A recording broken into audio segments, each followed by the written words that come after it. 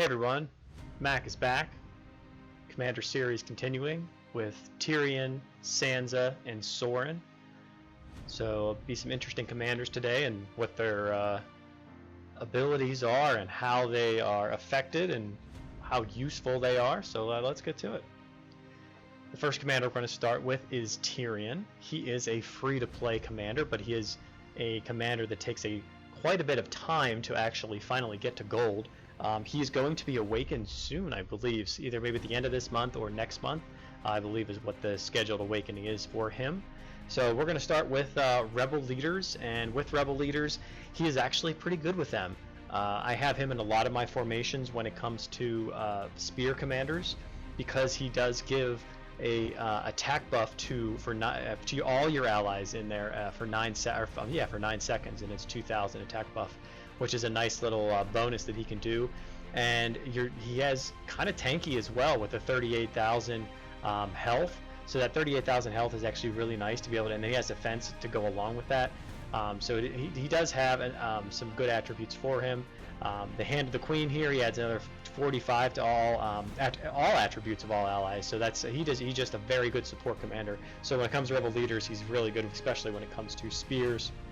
Now, when it comes to the army, if you're a free-to-play player and you have him gold, then he's probably like one of your staples, just like Arya is as well, because he gives you total attack and total defense of 15%, which doesn't seem like a whole lot, but it actually, for a free-to-play, that actually is. And plus, you want to get him high because upgraded to gold because of his 40% research speed, which is nice.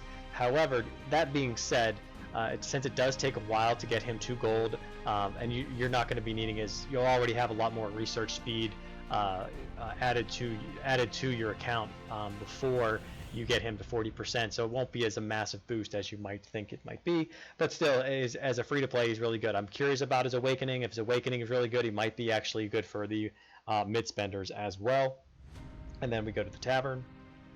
And in the tavern, he does have a couple stars of combat rate, which is pretty good. You're always going to want the combat rate, but he has 5 stars of aptitude and finance, so that gives you like a little bit of boost as well, especially if you're free to play and you need that extra gold. That finance will be a very nice little boost for you too. He does take drinks. Obviously, it's Tyrion. He loves his wine.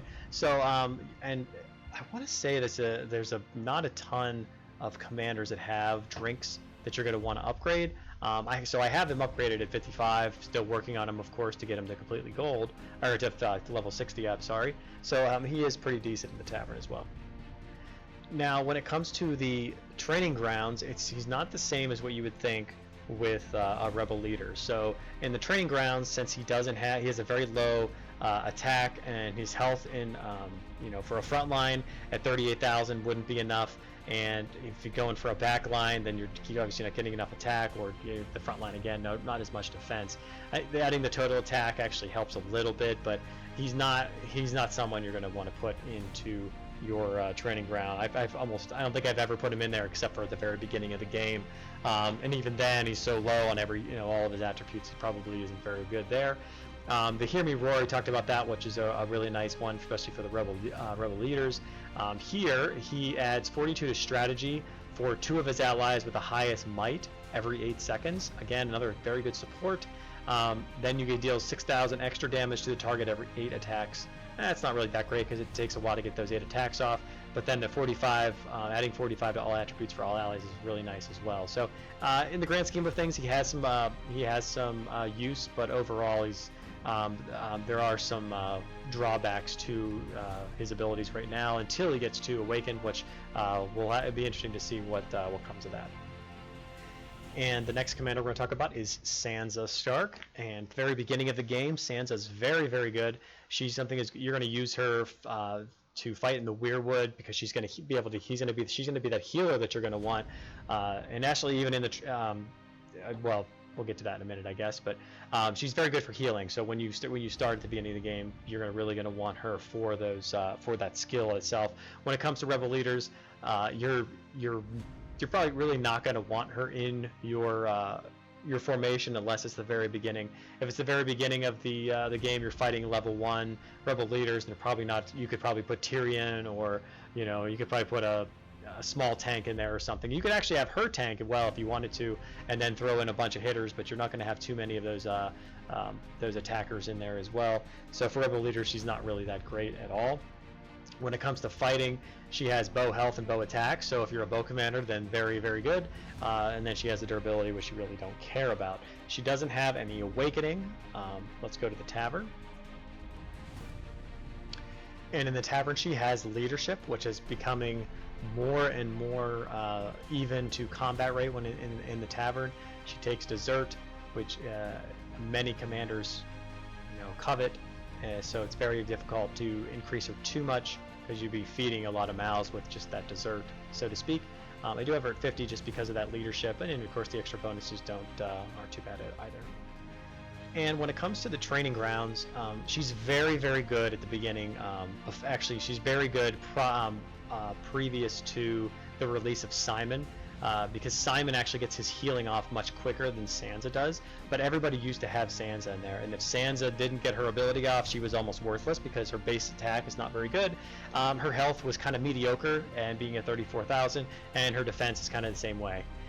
But if you do get her ability off, then I mean she's restoring over 17,000 health to every single one of your allies. So if they get really low, and then all of a sudden she gets her ability off, she can really save the day in that respect. And everybody basically was focusing on killing her when there was no Simon, and now it's kind of switched where you can have Simon. You focus on Simon. But one difference is that if one strategy that you can use is to put Simon and Sansa in the same lineup, but then you have to have a lot of attackers in there as well, which can be a little detrimental. But a lot of times what will happen is if someone is not very skilled in the training grounds, is that they will attack and the battle will end before the time is up, and you will win if you have it in you are on defense. Her next ability, or Daughter of the North, is adds 2,500 to defense. Defense to herself and one random ally when an ally is killed, so that's really not that great. Every 7 attacks, one random ally recovers 15,000 health, and then it has all debuffs removed, so that's actually not too bad either. But it takes 7 attacks to do it, so again, that's a long time to get through that battle before get those 7 attacks off. And then 100%, 101% recovery. So I'm guessing that's probably like health recovery. So she's probably recovering her health a little bit more. So when she gets hurt or damaged, then it's really not as bad for her, because she can heal quicker. And lastly, we have Soren. So looking at him, we're going to first start with the Rebel Leaders, and at the beginning of the game against Rebel Leaders, since he'll be one of the first ones that you have, first one of the commanders, he does a high amount of damage, so you're going to have him in almost every Rebel Leader formation for your Rebel Leaders. But then once you get a little bit more seasoned, and you unlock a few more commanders, you know that the counter is going to be so much better than just having the regular commanders in there. He'll be good against bows for a while, but for infantry, spear, and cab, you're probably not going to have him once you get the other ones unlocked as well. For your army, he's absolutely worthless. He gives research speed, fortification, construction increase, and gold. So if you have a gold farm, really good. And you're going to want the research speed at the very beginning of the game, so getting him to gold is going to be one of your priorities to be able to reduce that the amount of speed ups that you're going to have to be using. He is awakened. I don't even have him. I didn't even add anything to his awakening. I'm leaving him kind of the way that he is right now. I just don't want to waste these books, because these books become quite priority when a new commander that is awakened and you want to upgrade them, because then you'll be just trying to kill a lot of rebel camps and buying them from the VIP shop. So it'll be very kind of difficult to do that. And then now in the tavern, you can see he has 2 command and 3 aptitude, which are almost worthless. I have him up to 42. I did this at the very beginning of the game because you save up some of that meat that he has, the food, and you just use it. I wouldn't recommend doing that. The command is okay because you get some extra troops once you get to tier 4s, but in that grand scheme of things, I would say not really worth it to upgrading Soren. And my apologies about I forgot to go over the awakening.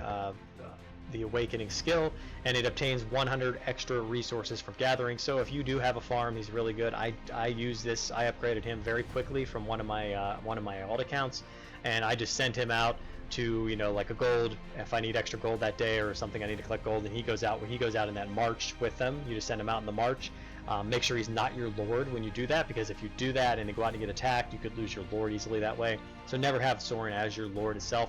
Just put him in to the march. Get the you know, if you're going in for like a one, you know, the level 5 gold, and you could get almost, you know, 3 million gold just from one of those level 5s, which is a nice little addition.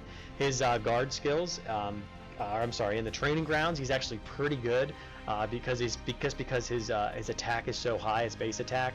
He has almost virtually no defense and very little health, so you have to really protect him with a tank, because if you don't, he'll just die very quickly.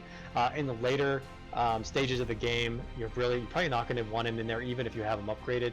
Maybe you could, maybe if you awaken him to 4 stars, you could actually get him up to, you know, the attack would actually be over 10,000 or 11,000 is what I think is in my alt. So and then he has other skills in here. He throws 3 arrows during 7,000 damage to him in a straight line, so you could deal 2 to 3 or multiple targets there if they're all stacked up.